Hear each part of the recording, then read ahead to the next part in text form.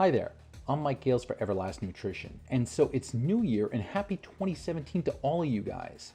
I'm sure that many of you have decided that this is going to be the year that you get the body that you've always wanted, and it's now your New Year's resolution to get that done. To tell you the truth, this is actually a really smart move, because far too many people try to get that beach body ready in the month of June. But realistically, you need to start now if you want to have that body ready for the summer. Most of us don't have the luxury of having enough space or the money to have our own private workout area at home. And so you'll probably opt to join a gym to fulfill that resolution. That becomes a problem for many people because they feel that the gym is going to be like high school all over again, with social cliques and people always trying to judge them. That notion makes many people feel overwhelmed and self-conscious about setting foot into a gym for the first time. And so in this video, I'm going to take the edge off by giving you guys a heads up about what you should expect your very first day at the gym. Now, I'm telling you, when I was young, I used to work in a gym, and in the beginning of January was always the busiest time of year. Everyone was filled with enthusiasm to start that new year off right. And I remember that in February, we often had a stack of membership cards almost a foot high. You see, people paid their money and joined the gym, but they only got their membership card upon their next visit. So the fact that we had a stack of unclaimed cards meant that people had joined the gym, but they never came back. So to help many of you that are new to the gym avoid that same fate, let's just go over the very basics. So before you go, I promise that it's not going to be like high school all over again, but you do need to do your homework. Most gyms will have their own website, and you're going to want to research what they offer, how much they cost, and that's including registration fees, their opening hours, and of course their location. There is no point joining a gym that's over 20 minutes out of your way because the chances are that you're never going to go. Now here's a little tip, make sure that the place is right for you before you fork over any dough. I often found that the right gym is like finding the right pair of shoes. Some will fit and some won't. Most places will at least give you a day for free, and some will give you up to a month to try the place out. I suggest that you use that free time before you commit any of your money. You wouldn't buy a $500 shirt without trying it on, would you? Okay, so what to bring with you? Bring some gym clothes and shoes. Now remember that you're there to put in work to sculpt the body of your dreams, and to do that, I'm sorry, but you're gonna need to sweat. There's no point wearing your Sunday best or restrictive clothing. You need to wear something that is comfortable and something that you don't mind getting all sweaty. And sorry ladies, if you're a woman, you might want to remove that makeup so that it doesn't run all down your face and disrupt your workout. Now, bring a towel. Many gyms may offer a towel service, but some won't. Proper gym etiquette will require that you don't leave your sweat all over the place. And also being able to wipe the sweat off of your face will make you feel more comfortable. Bring your wallet. Most gyms will offer that free trial period, but they will still require that you produce some sort of ID upon your first visit.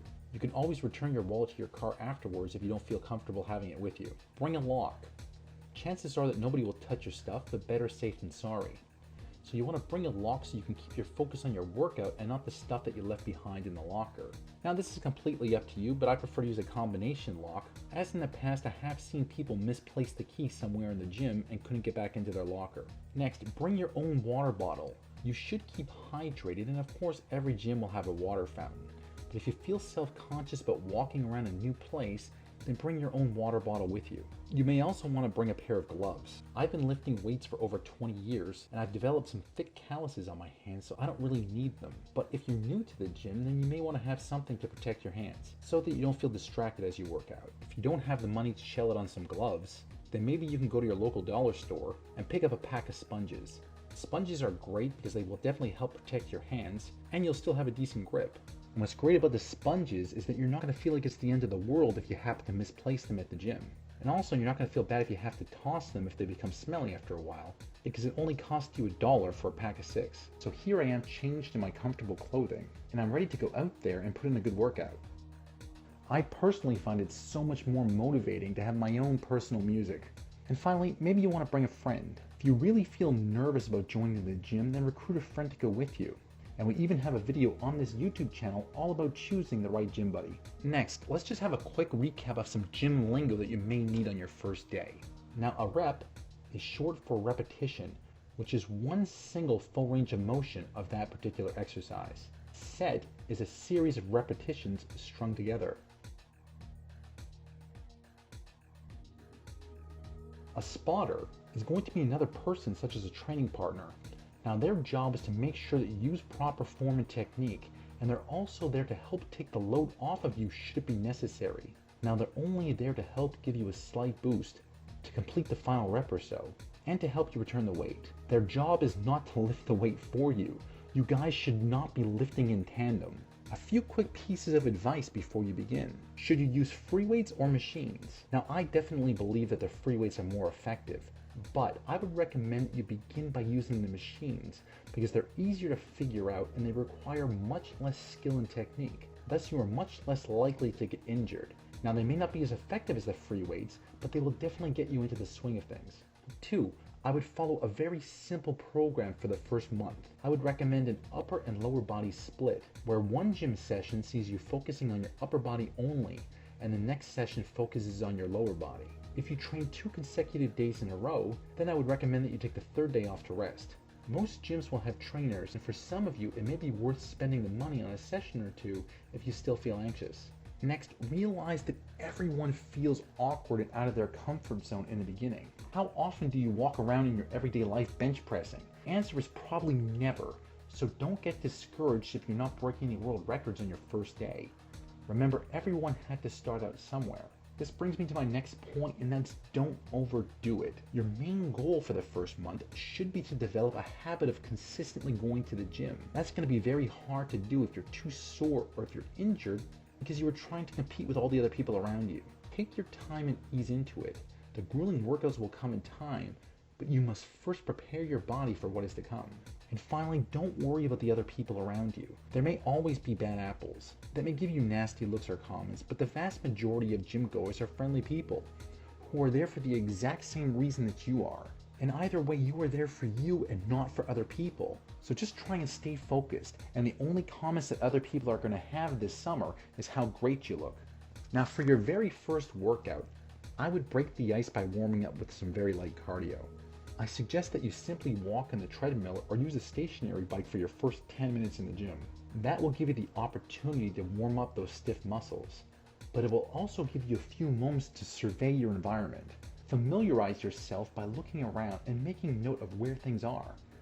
And you might also want to watch what other people are doing. And if you're not sure how a certain piece of equipment works, then ask. The gym will most likely have staff members that will be happy to show you how a piece of equipment works. Yet if you can, try to keep the chatting to a minimum, and also don't bother other people while they're in the middle of a set. They hate that. If you have a smartphone with you, then you can pull that out and check out this Everlast Nutrition YouTube channel where you will find demonstration videos for most of the exercises. And finally, I would recommend that you try and spend an hour at the gym. Warm up with some light cardio for 10 minutes and then use those resistance machines for 30 minutes, with perhaps another 15 minutes of cardio, and then cool down with some stretching for the last 5 minutes. Now that brings us to after your first workout. After you have changed your clothes and gotten your things from your locker, go straight home. You will only stick to your new gym routine if it's feasible to do so. Spending 3 hours a night at the gym is going to get old really quick. But if you're home within a little over an hour, then it becomes so much easier to find and make the time to work out. So what about supplements? Perhaps you could have some protein after your workout. But other than that, I wouldn't stress too much over it for the very first month. You just keep your focus on getting to your workouts and getting into the good habit of actually going to the gym. And now, even though you took my advice and you started out light and easy, expect to be sore. Your body is not used to performing certain movements, and you're going to be using muscles in a way that your body is not used to doing. And now don't worry about it, you're not going to die. It'll pass in a day or two. And unless you're truly injured, try and make it to your next workout. In a nutshell, your first visit should be all about getting acquainted with your gym. And the main goal of your first month should be to develop a habit of consistently going to the gym. Now you could have an exercise program that was created by NASA engineers and have access to multi-million-dollar equipment, but if you never go, then it's all useless to you. Results will come with consistency, but you need to develop the habit of actually going to the gym first. And hopefully after watching this video, you will have a general idea of what to expect and what you should be focusing on for your first few visits. Remember that the most important thing is to keep at it and don't quit. and 2017 will be the year that you finally achieved all your fitness goals. This has been Mike Gales for Everlast Nutrition, and if you like these videos, then please click below to like and subscribe, as we're constantly posting great tips and new ideas that are meant to get you into the greatest shape possible.